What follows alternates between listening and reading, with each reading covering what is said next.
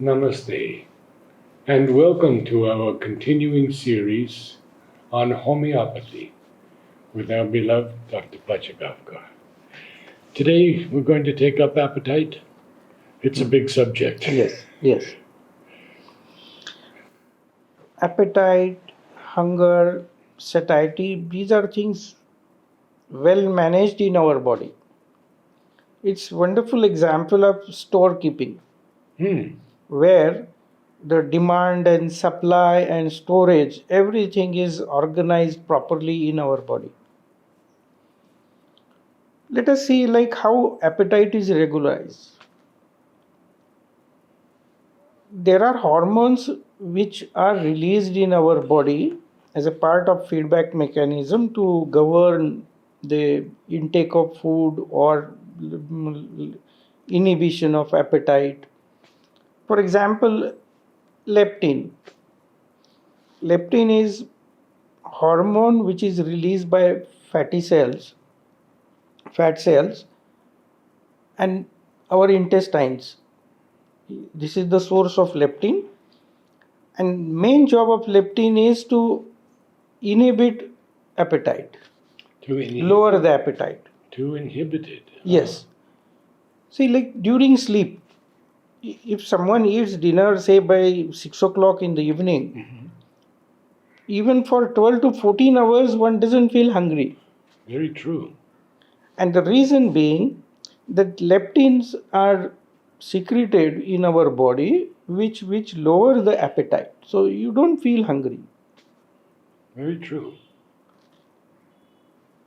If there is a lot of fat in our body, then also body regularizes that your appetite should be reduced so that this fat can be consumed. So it's a wonderful regulation. But there are even so many other elements which balance it. Like ghrelin, this is another hormone which is released in our body when you need food. So typically before meals, your ghrelin levels are increased so that you feel like eating. You start relishing food. And the moment you are filled, that ghrelin secretion is inhibited so that How do you spell that, sir? Ghrelin. Ghrelin. So this is exactly what we can say neutralizer to leptin. So here, when someone is having, say, like paucity of supply, storage is depleting, and you start getting ghrelin released, then you feel appetite for food, you start relishing food, and the moment it is filled, the levels of ghrelin start lowering, so you get satiety. It's well organized feedback mechanism. Many times, if someone not sleeping well, that's what we always insist upon, following the circadian rhythm. Because if you sleep at night, that as we always insist upon midnight being the midpoint of sleep, Yes. the secretion of leptin and ghrelin is regularized properly. But by chance you are awake, you don't sleep, then the leptin secretion is not there. And then you start getting more and more appetite. Appetite is not controlled. And you start overeating or even odd time eating. And then again, that overeating leads to so many things like obesity and diabetes and whatnot. Same way, there is element insulin.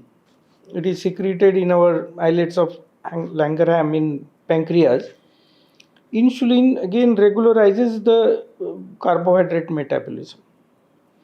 The carbohydrates are consumed with the help of insulin. And if insulin is secreted more or if it is in abundance in our body, then the feedback mechanism gives rise to formation of anti-insulin element, what we call insulin resistors. And more insulin resistors are there, the insulin becomes ineffective. And again, the carbohydrate levels start rising. And is this the cause of Again, diabetes? yes. Yes, and if glucose levels are like increased, then body starts promoting what we call fatty degeneration. The storage of fat in liver is the result of raised blood sugar or the glucose levels in our body.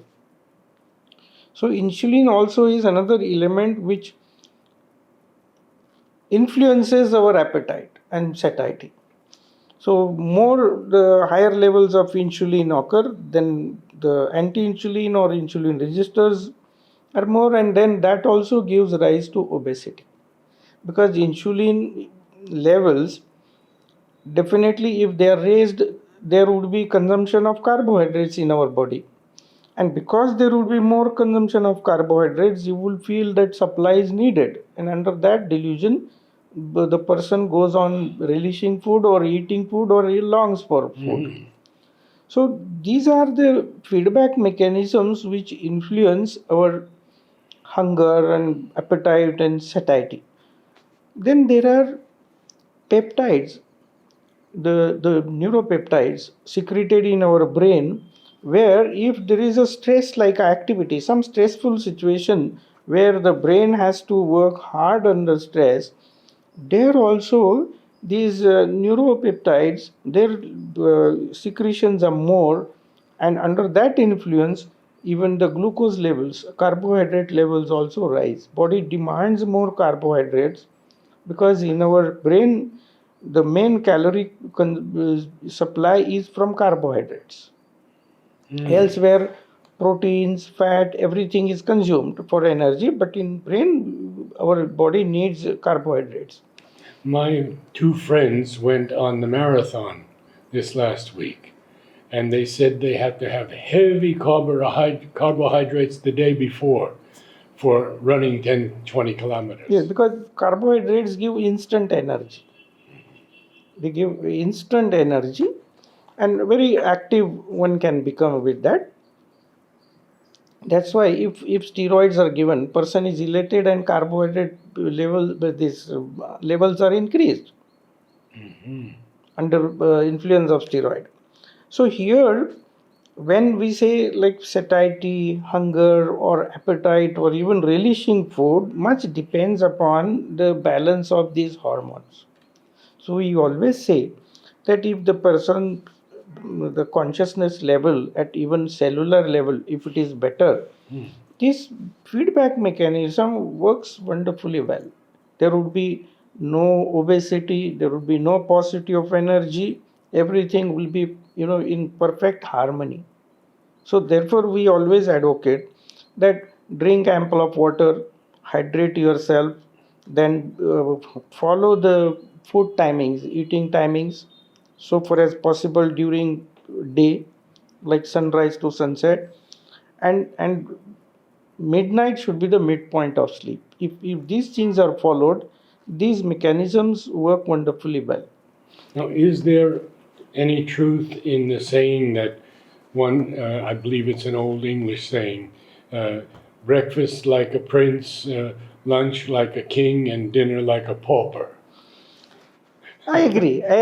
Of course, what happens if we are eating early dinner, then quantity can be little more also.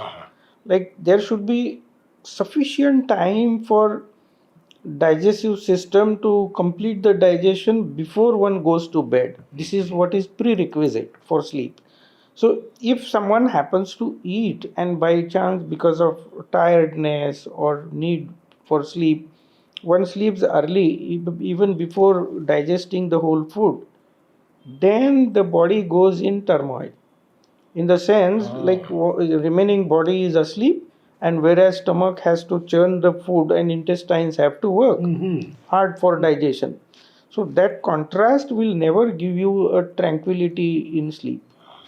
And therefore we say either eat very light or your digestion should be over before you go to bed. So even early eating can compensate. So better start with breakfast, because for 12 hours body has gone into like fasting. 12 hours there is no digestion, no supply, it is only consumption. Yes. So whatever is in the reserves or storage, that is exploited, and it is well maintained. So it is always better to have 3 meals or 2 meals. Even 2 meals should be fine, so long as both all the meals are during day. During day means midday should be the midpoint. Okay. Not because we have seen in near North Pole, like Norway and even UK, Yes, yes. you're in summer the day is 16 hours, 17 hours day. So there you can't eat from sunrise to sunset. Right. But midday should be the midpoint, and you can eat for say 8 to 9 hours. So around like 13 to 14 hours you must be fasting. So that it is like intermittent fasting. So 13 14 hours the person is not providing any food for digestion, and whereas whole consumption of food is within 8 to 9 hours. So this type of intermittent fasting, where there is no supply and body needs constant supply of calories, and therefore the reserves are exploited, so everything is cycled well. So it is always advised that you for 8 to 9 hours you eat, where the midpoint should be midday, like 12 noon, and remaining time you don't eat, you can just drink water, and there is no supply. So body maintains the storage system wonderfully well. There are herbal remedies in homeopathy. We have wonderful remedies which regularize your appetite properly. Like the best would be example would be the plant alfalfa.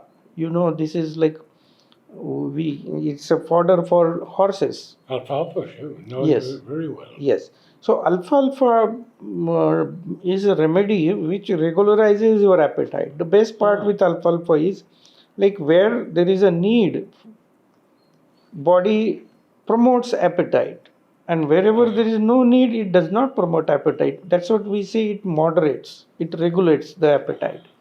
So there are wonderful remedies which have these. Of course, in homeopathy what we do is we don't diagnose that the person is lacking in appetite, and therefore we always select a remedy based on totality. Another example which regularizes appetite is anacardium.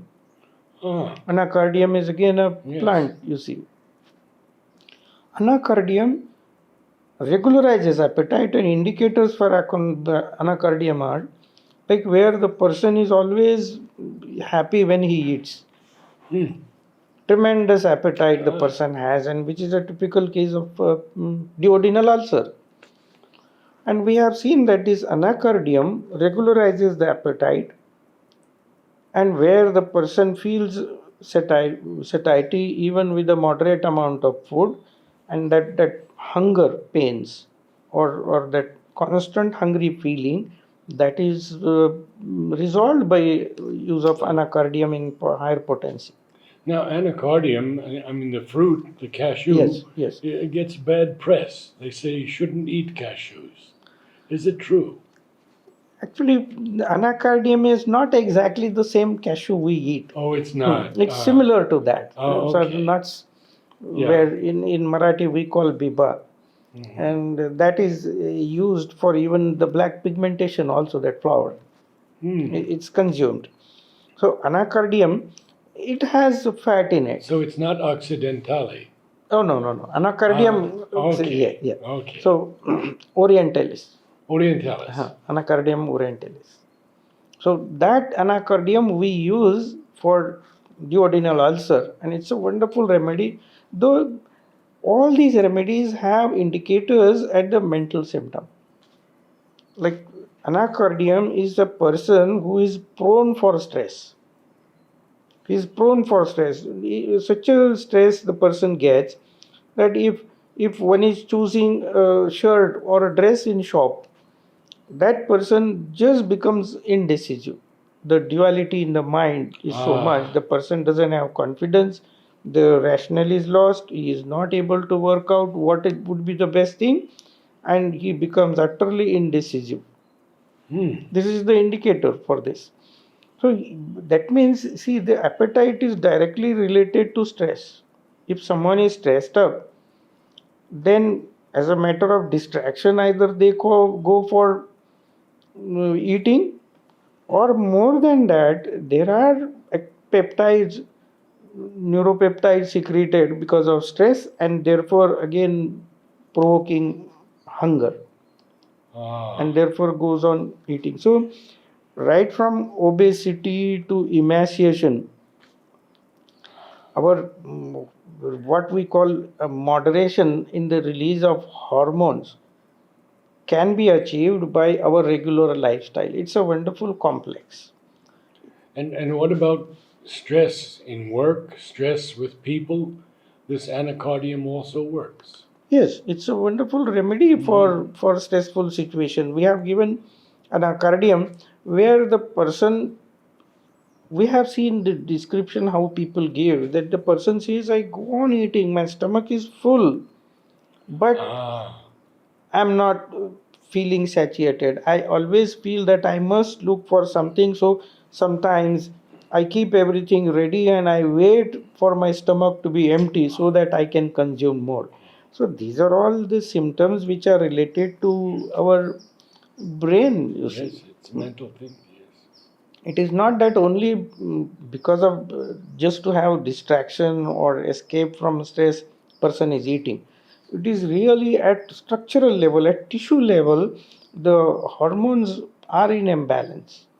So the hunger hormone, that ghrelin, is secreted more and more in spite of eating, so that satiety doesn't come and person goes on eating. And anacardium has helped the people wonderfully well.